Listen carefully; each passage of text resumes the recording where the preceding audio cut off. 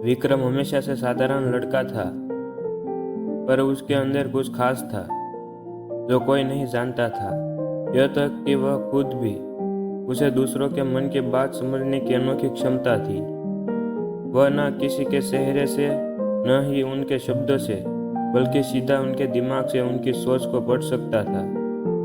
शुरुआत में यह सब उसके एक भ्रम जैसा लगा, लेकिन धीरे धीरे वह समझ गया कि यह उसकी असली शक्ति थी।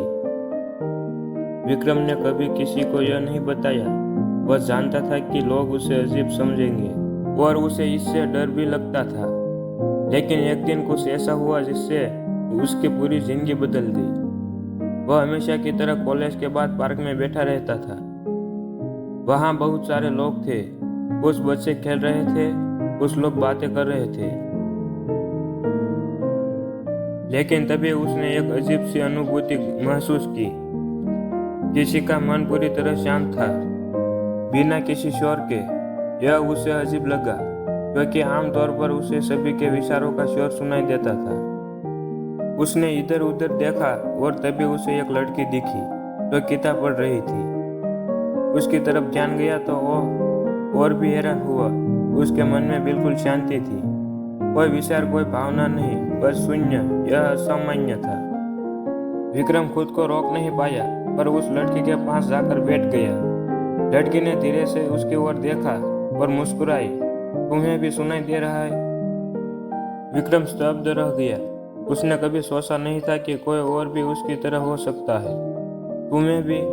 वह सिर्फ इतना ही कह पाया। लड़की का नाम तारा था और उसकी कहानी विक्रम से मिलती जुलती थी। वह भी लोगों के दिमाग पढ़ सकती थी, लेकिन उसने खुद को बाकी दुनिया से अलग कर दिया था। उसने अपनी क्षमता को नियंत्रण में लाना सीख लिया था और दूसरों के विचारों से खुद को बचाने का तरीका भी जान लिया था। जब तुम हर समय सब कुछ सुनते हो, तारा ने कहा, तो अपना दिमाग खोने जैसा लगता है। विक्रम ने सिर हिलाया। उसने भी यह अनुभव किया था। दूसरों की आवाजें, भावनाएं, इच्छाएं, यह सब मिलकर उसके अंदर का स्वर बढ़ा देती थी। क्या तुमने कभी सोचा है कि इसे कैसे नियंत्रण किया जाए? तारा ने पूछा। विक्रम ने ईमानदारी से कहा, नहीं, मैं इससे बचने की कोशिश करता हूँ, लेकिन जितना ज्यादा मैं इसे रोकने की कोशिश करता हूँ, उतना ही यह बढ़ता जाता है। तारा ने मुस्कुराते हुए कहा, मैं तुम्हें सिखा सकती हूँ।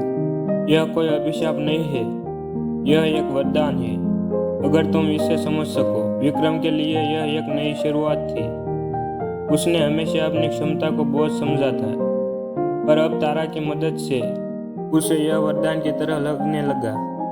तारा ने उसे सिखाया कि कैसे अपने दिमाग को शांत रखा जाए, कैसे दूसरों को विचारों को पढ़ा जाए, लेकिन खुद को उनसे प्रभावित न होने दिया जाए। समय के साथ साथ विक्रम ने अपने अंदर एक नई शक्ति महसूस की। वह अब खुद को दूसरों के विचारों के शोर से बचा सकता था और जब जरूरत हो तभी इसे इस्तेमाल करता था। अब विक्रम को अपनी क्षमता का डर नहीं था। उसे एहसास हुआ कि यह दुनिया को बेहतरीन समझने और लोगों की मदद करने का एक तरीका था। तारा के साथ विक्रम ने दिमाग पढ़ने की कला को समझा और इसे अपने जीवन का हिस्सा बना लिया। वह जानता था कि यह सफर अभी शुरू हुआ था और आगे क्या होगा यह उसने सोचना बंद कर दिया था। अब वह अपनी शक्ति को स्वीकार कर चुका था। वह जानता था कि यह उसकी असली पहचान थी।